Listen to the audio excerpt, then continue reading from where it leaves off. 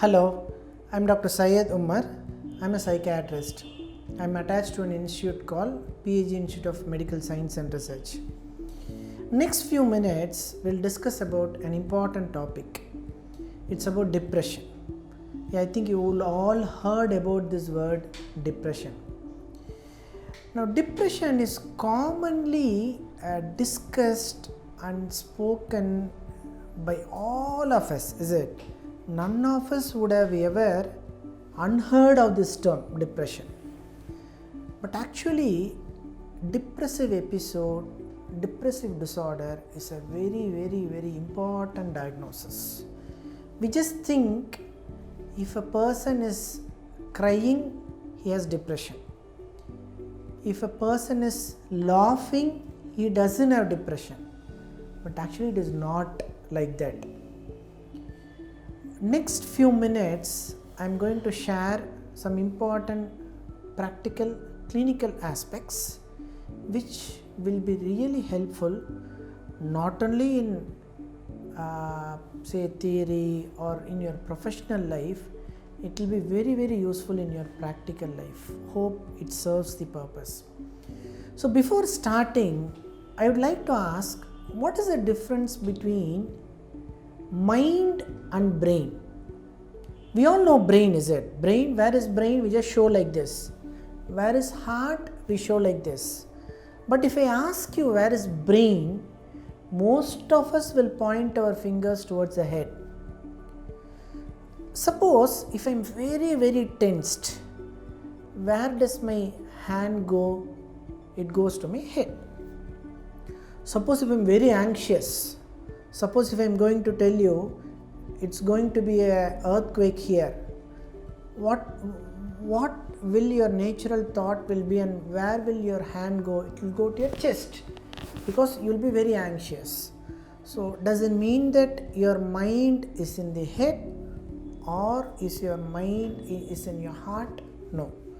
So what I am deriving is mind is a functional unit. It is not a anatomical unit. It is not a structural unit. Where is the heart? It is in the chest. Where is the brain? It is in the head. Whereas mind is present all over the body. So mind is a functional unit. Whenever there is a disturbance in the mind, we end up in having a mental disorder or a psychiatric illness. One of the psychiatric illnesses is depression. So depression is a disorder. It is not just a symptom. I'll tell you the significance, why we should all know, why we should all be aware about the disorder.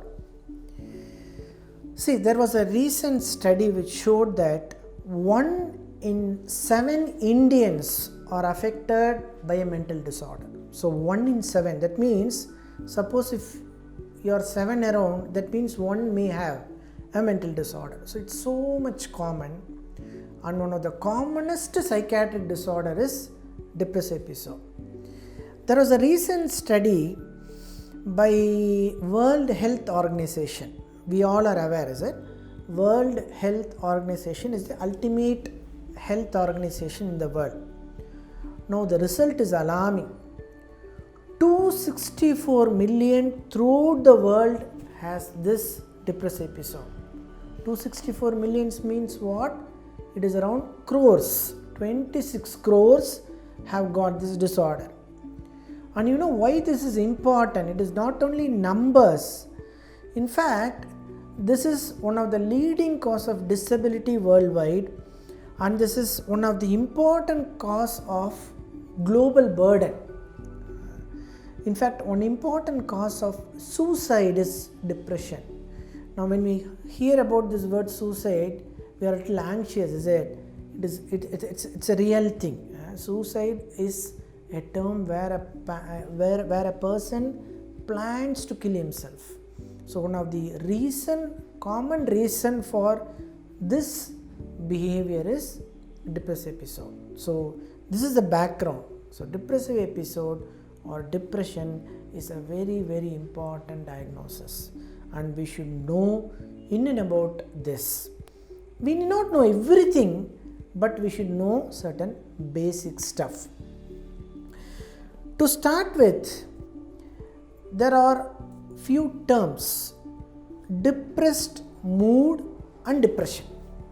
Depressed mood means I am not happy, I am unhappy, I am sad, I am tensed. For example, we appear for an exam, we do well, we are happy. If we don't do well, we are sad. We expect something. Suppose you expect my father to get me a vehicle. He promised, but for some reason he is unable to get it for you. That time we feel unhappy. So that is depressed mood.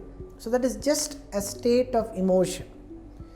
But a depressive disorder is much more than that. When I tell about a depressive disorder, a person becomes unhappy most of the time of the day. Say 24 hours, say 8 hours, 9 hours, 10 hours is unhappy. And most of the days of a week, most of the days will be unhappy. In this disorder, person will lose interest in activity they were interested. Suppose all of us have got hobbies, all of us do activity which we derive pleasure. For example, say going to movies, spending time with our friends, listening to an interesting video, seeing movie clips, spending time with our families. So likewise we have got our own hobbies, is it? Playing cricket, say playing football. When a person has this depressive episode, he will not have interest in activity that he already was deriving pleasure. See, I like playing cricket. Suppose if you have severe depressive episode, I may not like that. I may not even have a thought of anybody speaking about cricket. So likewise in depression this is called anhedonia. The word hedonia means pleasure. Anhedonia means I don't derive pleasure in activity which was pleasurable before. So it's called anhedonia.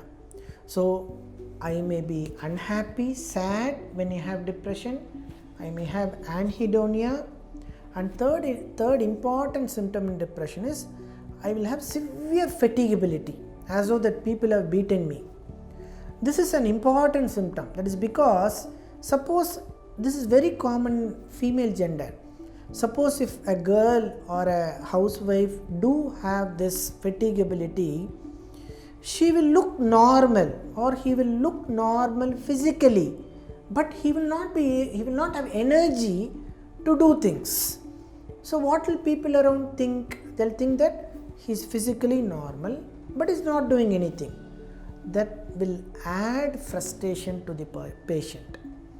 So if a person has this depression, he will be unhappy, he will be feeling very tired, and he will lose interest in activity that gave pleasure before. So these are all the major symptoms. So the other symptoms are like when a patient has got depressive episode, they will not be able to sleep like before. For example, normally a person goes to bed by around 10 o'clock, gets up by 5 o'clock. In depressive episode, you know what? They'll get up early. They'll get up at 2 o'clock, 3 o'clock. What will the other family members do? All will be sleeping. But this person will be awake. When he sees everybody sleeping and he is not sleeping, that will be really distressing. And that is the time when a person thinks about suicide. So one other symptom in depression is they will have sleep disturbance. They will have what is called loss of appetite.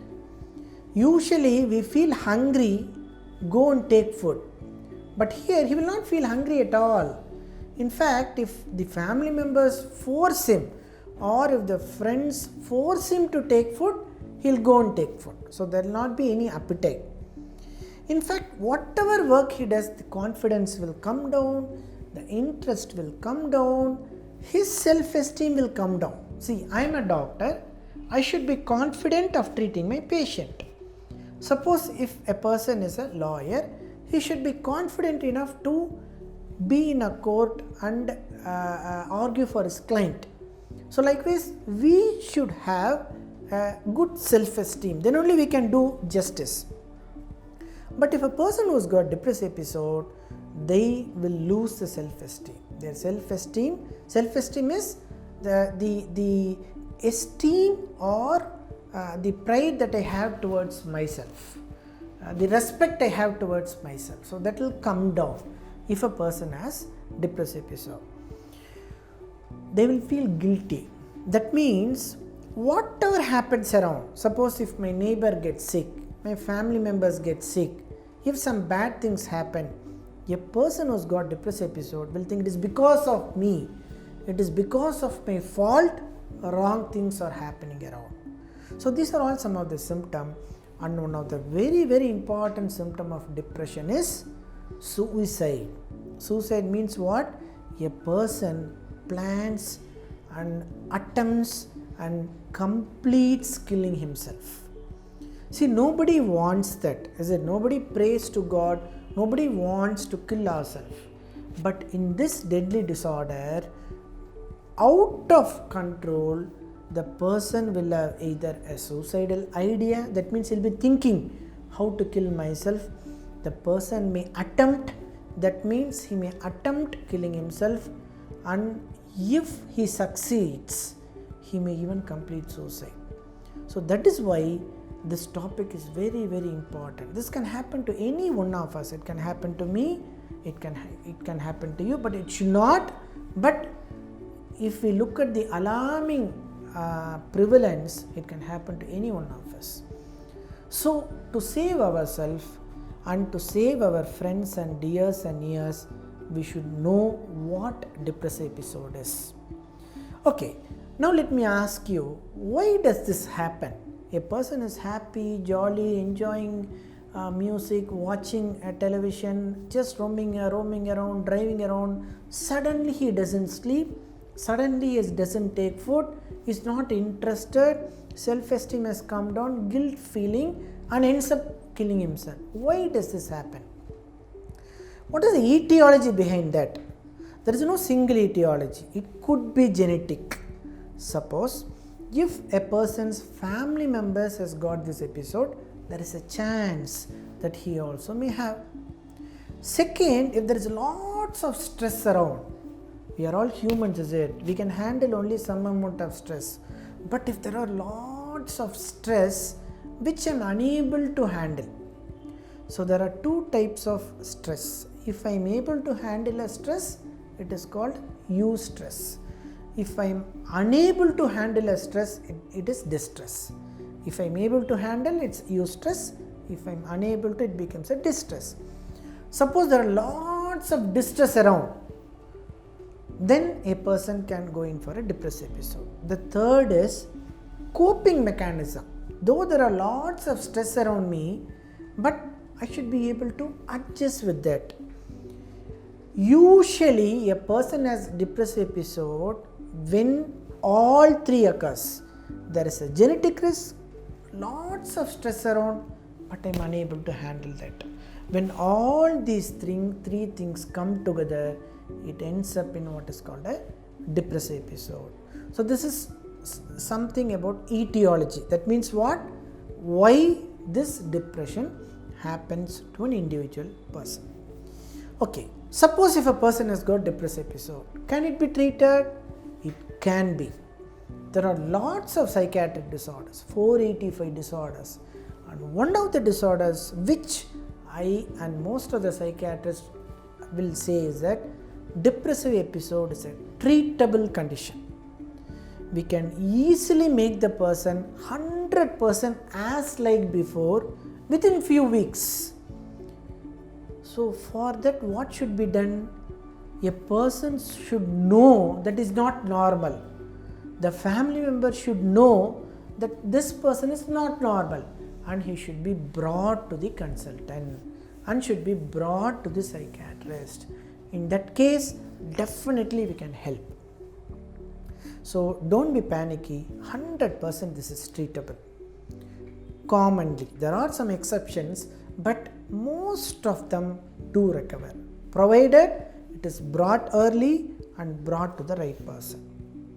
Okay, so how do we treat? Definitely there are medication, it is called antidepressants. There are lots of medication, we need not know the details about that, but there are drugs called antidepressant. Different types of antidepressant we select based on an individual person. The second one is psychotherapy. Means what? We do some form of counseling. So that means what's not that we are speaking. We will make the person think, check for what errors he have in his mind, that is called cognitive errors, and we will try to change his thoughts. Not by just advising, but by doing what is called a proper psychotherapy. So one form of treatment is medication, it is called pharmacotherapy. The second treatment is psychotherapy. So by this treatment we can definitely help. There is another treatment called ECT, that's another form of treatment. Okay, so this is definitely treatable condition. Now whatever I have said is okay, but finally there is a question commonly people ask, how can we prevent? If it comes, it's okay, these are all the symptoms, these are all the etiology, now it is treatable by medication or counseling, but how can it be prevented? Can depressive episode be prevented? A commonly asked question. Yes, definitely it can be prevented to some extent. So what should be done to prevent a depressive episode? What is and what should be done is what is called to have a stress-free life as much as possible. So what is stress-free life? How to manage anger, how to be without any stress. So there are lots of technique. One such technique is what is called sleep hygiene technique. So what is sleep hygiene technique? Sleep hygiene technique means I should have a good health hygienic sleep. So what is this? What are the steps to have a good sleep or a hygienic sleep? First of all, we should go to bed only when we feel asleep. Most of them will go to bed by 9 o'clock, 9:30, 10 o'clock sharp, but they will sleep only by 1 o'clock, 2 o'clock. So a good sleep hygiene technique is one in which we go to bed only when we sleep, when we feel asleep. The second thing is we should get up at the same time, immaterial of what time we sleep. Suppose if I go to bed by 10 o'clock, get up by 5 o'clock, for some reason I sleep by 2 o'clock, again I should get up by 5 o'clock. The delay we get up from the bed will result in sleep disturbance in the initiation of sleep the same night. For example, I go to bed by 2 o'clock, get up by 10 o'clock. Next day night, it will take hours for me to get sleep. So it is called sleep lag. So first thing is, I will go to bed only when I fall asleep. Second, immaterial of whatever time I go to bed, I should get up at the same time. Third is, there are certain rituals. For example, you go to a religious place, you go to exam. There are certain rituals, is it? So likewise, for before going to sleep, there are certain rituals. Less food, avoid spicy food, less liquid intake after say 8 o'clock or 9 o'clock. Definitely go to restroom before going to sleep. Have a good warm water or warm water bath. Take some milk before going to sleep. So these are all some of the sleep ritual. There is another thing called 1 minute sleep diary. That means before going to bed, what we can do is we can think the good deeds that we have done and take a promise that we'll repeat, and think of some, if at all, bad deeds that we have done and take a promise that we'll not repeat it. This is called 1 minute sleep diary. So this can also be done.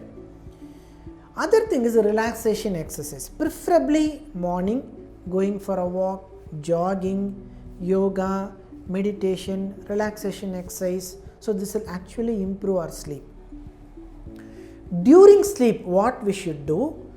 During sleep, we should not have any material that remains time in front of us. That means, suppose if I get up in between sleep by 2 o'clock, I just see the wall clock in front of my eyes. If it's 2 o'clock, gone. The sleep will not come again.